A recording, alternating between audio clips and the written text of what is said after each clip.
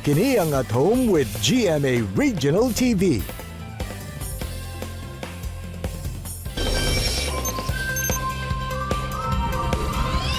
Mga kapuso, patukaran sa social media, hilabi na sa TikTok ang video ni Sherwin Ladrido o mas iladong Mr. Ingrown Man of Davao City. Good morning, sir. Welcome dito sa At Home with GMA Regional TV. Kamusta ka? Good morning, attorney. Good morning sa inyong lahat. Sir Sherwin, syempre unang-una ko nang itatanong ang tanong ng bayan. Unsa man ang istorya nga nung nahimo kang Mr. Ingrown Man of Davao City. Kanus amang kini nagsugod og nganong kanipod ang imuhang naisip nga i-upload sa social media? Nagsimula ako na nakilala bilang Mr. Ingrown Davao City. Nag-upload ako ng video ko sa TikTok. Then doon na-trending yung isang video ko na nakaabot ng 12 million views. Then tuloy-tuloy na yung pag-upload ko, lalo na ngayon nakilala ako ngayon sa social media bilang Mr. Ingrown Davao City. Naisipan ko na mag-upload ng mga video para maraming tao na makita yung mga skills na ginagawa ko, din marami ding manikurista na matutunan yung ginagawa ko na hindi nila ginagawa before.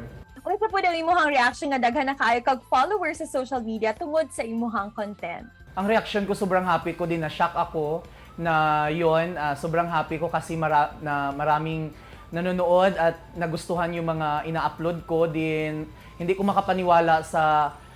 makapaniwala na natupad ko yung mga pangarap ko before na na-upload ako, walang views. Din ngayon, sobrang happy ko kasi yung mga ina-upload ko ngayon, maraming views, makaabot ng million yung mga ina-upload ko.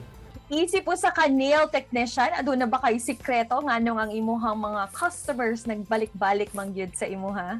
Marami ako mga sikreto sa pagtanggal ng ingrown, lalo na hindi na ginagawa ng ibang manikurista, lalo na meron akong technique sa pagtanggal, meron akong gansilyo na ginagamit na sa pagtanggal ng ingrown. Lalo na kailangan magtanggal ka ng ingrown, wag mo biglain, kailangan dahan-dahan mo sa pagtanggal. Yun ang aking sikreto na hindi ginagawa ng ibang manikurista.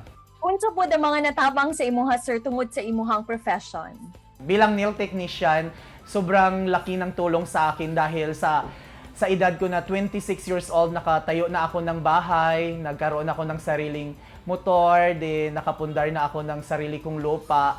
Din sa 6 years ko na pinaguran, sobrang happy ko din, lalo na ngayon, tanggap na ako ng parents ko dahil unti-unti na natupad yung mga pangarap ko. Din nakabili na ako ng mga gusto kong pangarap sa buhay. Din nakabili din ako ng mga gamit na mamahalin dahil sa ginagawa ko araw-araw. Itong nagasugod pa lang ka, Sir Sherwin, unsa man ang mga challenges ang imong naagian? Naranasan ko yung pagbubuli ng mga tao sa akin dahil wala pa akong na-achieve sa life ko. Din lalo na yung papa ko, na ako lang kasi isang lalaki sa magkapatid. Then bunso ako, then hindi ako tanggap ng parents ko, binubugbog ako ng parents ko, lalo ng papa ko. Then lalo ng papa ko, sinasabihan ako na parang hindi niya daw ako anak. Mas okay pa daw na lumayas daw ako sa amin dahil ganito daw ako. So sobrang pinakita ko talaga sa papa ko na kailangan kakayanin ko ang lahat ng pagsubok sa buhay ko na dinaanan ko. Lalo na yung tuwing lasing ang papa ko, ginigising ako tuwing pagdating niya ng bahay, sinasabihan ka na kung totoo ka bang lalaki. So ang sasabihin mo na lang sa papa mo na, oo, totoo akong lalaki kahit hindi akong pusong lalaki, so pusong babae ako. So yun, pinakita ko talaga sa papa ko na kahit ganito ako, kailangan ko patunayan sa kanila at para matanggap nila kung sino talaga ako. Kung ado na kay tambag sa mga gustong mamahimong sama nimo, unsa kini? Sa mga nanonood ngayon, ang sasabihin ko lang sa'yo, kailangan magpakatotoo kayo sa sarili niyo. Kailangan ipakita niyo ang inyong kagalingan sa buong mundo, at kailangan always positive lang tayo, pray lang po tayo lagi, at kailangan mahalin natin ang sarili natin at lalo na sa ating mga family, lalo na sa mga kagaya ko. Kailangan, kung hindi man tayo tanggap ng ating parents o sa ating papa, kailangan patunayan nyo pa rin sa inyong papa na kaya nyo, balang araw matanggap din kayo ng inyong papa. Daghan kayong salamat, Sir Sherwin, and we wish you more success and more followers para happy lang ta. Daghan kayong salamat, Amping Pirmi. Maraming salamat, attorney. Maraming salamat sa pag-invite sa akin. At lalo na maraming salamat at Home with GMA Regional TV.